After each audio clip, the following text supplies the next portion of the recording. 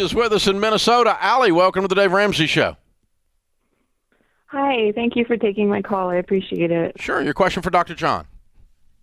So I have had basically a food addiction for 14 years since my early teens. I know it's an addictive pattern where I overeat or I'm at work and I think about like this fast food place I'm going to drive by on my way home, or I'm at the grocery store and I pass by candy and it's all I can think about, and I try to be strong, and then I go to leave and I just grab bags and I hide it from my husband. I've had periods of success with it where I feel better and I'm eating healthy and I've lost weight, and my spouse has always been so supportive of me and encouraging. And I'm the nerd in the family. I make the budget and we have a pretty tight budget.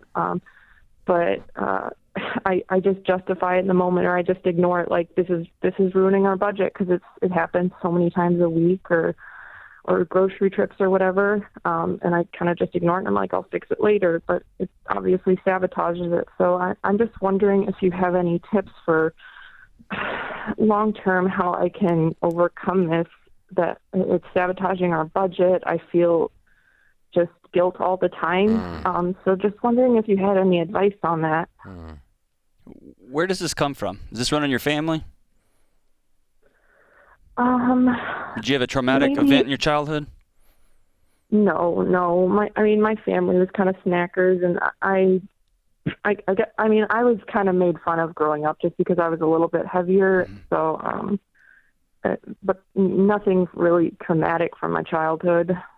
Okay. So you can. There's a couple of different things here. So number one, I want to.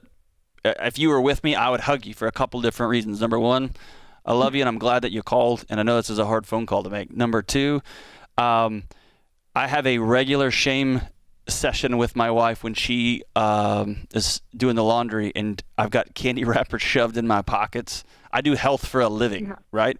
How about this? I'm going to put you on hold, and then we're going to catch you after the break because this is an important question I know many people across the country have. All right, we're talking with Allie in Minnesota. John, give us a quick summary of what we know so far.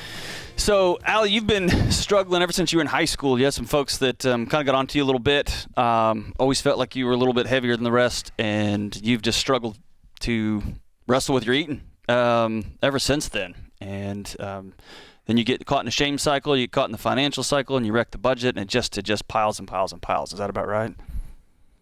Yeah, that's right. Okay. So here's a couple things that I was talking about. Number one, I just wanted to high five you because I'm in this with you, and I've got experiences in my family my whole life, and so I'm speaking from my own as though we're on the same side of the booth here. Food is comfortable, right? It just feels all right.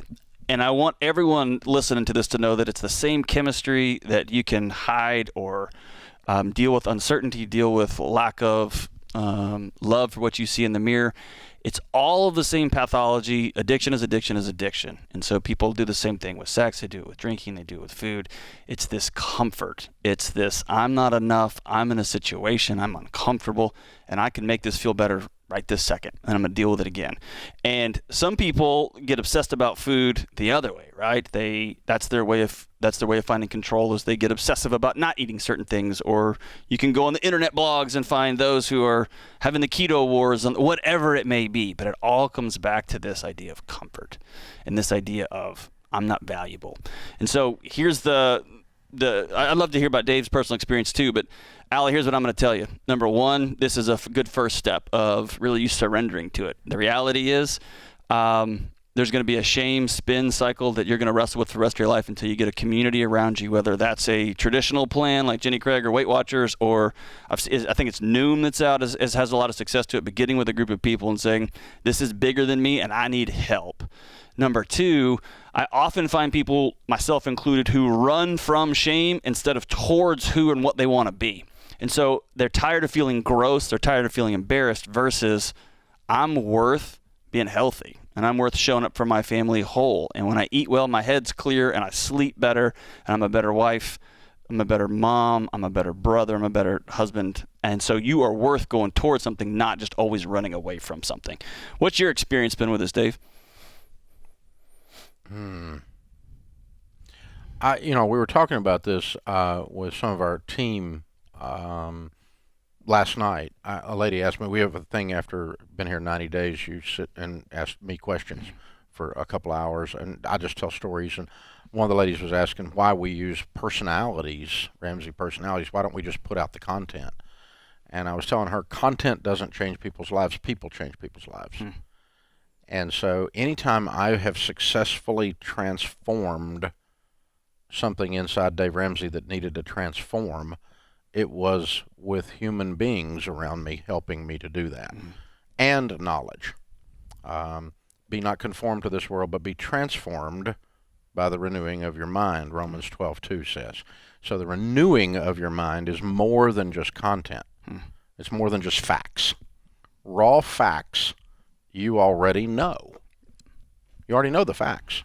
But you need humans around your group for encouragement, for accountability, to bust you, to call you out. To hold your arms up in the desert, all of it. And to give you the hug when you're hurting. And you also need someone that's speaking this truth over you, lifting you up. And I think that's true anytime. That's what we do so well in the money space with Financial Peace University. Financial Peace University is, we found out personal finance is 80% behavior. It's only 20% head knowledge.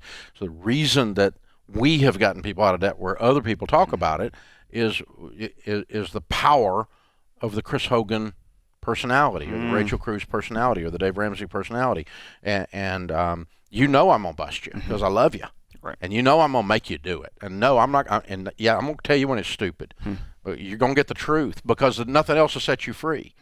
And so you got to have some people like that around you to do any kind of transformation. That's just, and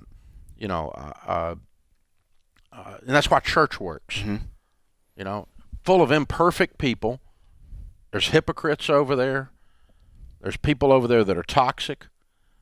But there's people over there that are good people, and people that love people, and they mean well, even if sometimes they're dumb about how they do church. But church works because that pastor stands up there and speaks, and it's different than just reading. I've never seen somebody do something on their own without trading one pathology for another. Right? So I've seen people by themselves say, I'm going to kick this, and they get P90X or whatever the thing is, and they start working out and they get crazy, and all they've done is trade one insecurity for another. Now it's all about not healing. Right. They're not healed. They're just training one that might be temporarily healthier, right? And then they move to the next one, the next one, and the next one. You've got to surrender, and that's what this is. It's just a humility saying, this is bigger than me, man. I'm surrendering the fact that I cannot do this by myself. 12-steppers. I'm not God. He is. I'm powerless. I'm powerless. This is bigger than me. That's right. So Allie made her first step today. I want to high five you. That's a hard phone call to make. And now it's setting up a ring of people around her that's going to support her and walk alongside her as she gets to the bottom of this. Is there is there an Eaters Anonymous or I don't know what you would call it. I don't know. I know the pay plans. Okay. I'm hearing this Noom as an electronic. It sounds like an electronic Weight Watchers of sorts, but like an app. Right. Okay. But food is our. I mean, you're talking. We could do a whole show on that, but we are tapping into a part of our brain. Overeaters Anonymous. Okay. Overeaters Anonymous. Okay.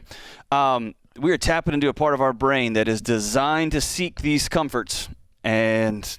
Goodness gracious, it's tough when there's a fast food joint in every corner. That's hacking our biology right there. Got to get people in your corner.